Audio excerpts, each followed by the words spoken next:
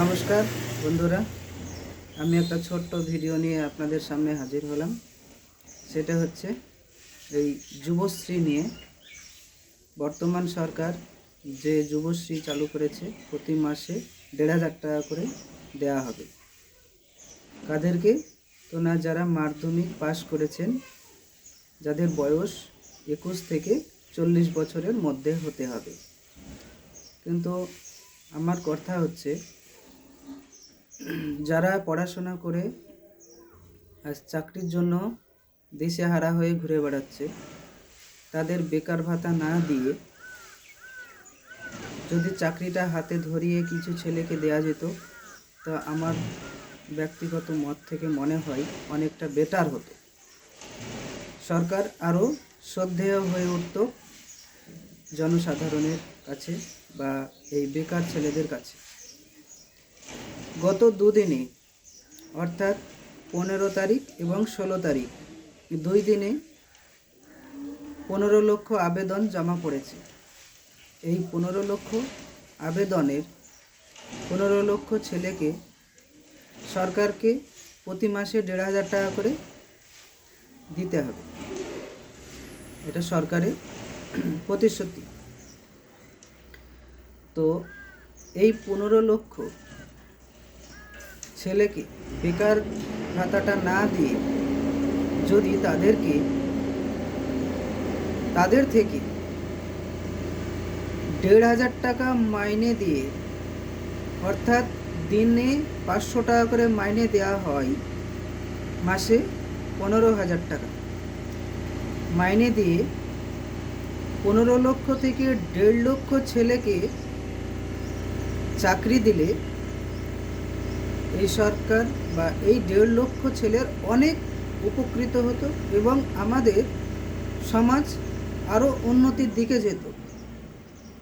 আজ যে কোনো একটা সাধারণ মানুষ তার যে কোনো প্রকল্পে সরকারি সাহায্যের জন্য যদি বিডিও অফিস যায়, তো তাকে বিডিও থেকে গিয়ে ঘুরে ঘুরে ঘুরে ঘুরে কাজটা কমপ্লিট করতে হয়।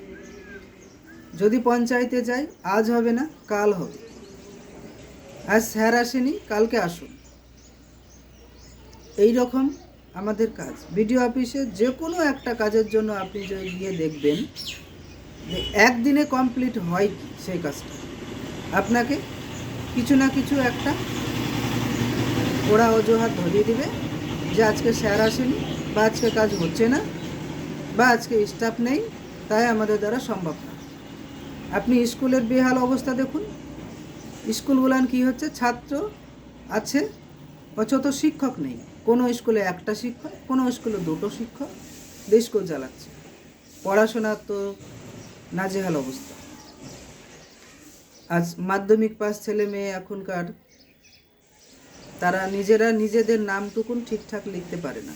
এটা আমি নিজে জানি, কারণ আমি একটা কম্পিউটারের দোকান চালাই, যেখানে স্কুলের ছেলে মেয়েদের ফর্ম ফিল আপ বলুন বা যাবতীয় কাজ তাদের আমি যতটা সম্ভব করি, যার জন্য এই বিষয়টা আমার অনেকটা অভিজ্ঞতা পূর্ণ। তো এই সরকার যে নিজের দুর্বলতার পথটা নিজেই দেখিয়ে দিচ্ছে, চাকরি না দিয়ে বেকার ভাতা দিচ্ছে।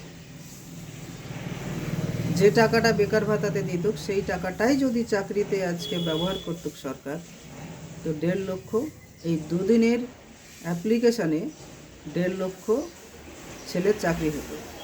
আগামী এখনও কিছুদিন বাকি আছে, দেখা যাক কতগুলো অ্যাপ্লিকেশন জমা পড়ে, আর সরকারকে কতটা ছেলেকে বেকার ভাতা দিতে হয়, তাহলে বোঝা যাবে যে কতগুলা ছেলে, অন্তত পক্ষে ১৫,০০০ টাকা মাইনে দিয়ে কতগুলা ছেলে চাকরি হাতে ধরিয়ে দেওয়া যেত। প্রতি 10টা ছেলের পিছনে একটা ছেলের চাকরি হওয়া সম্ভব ছিল। এই বলে আমার বক্তব্য শেষ করছি। নমস্কার।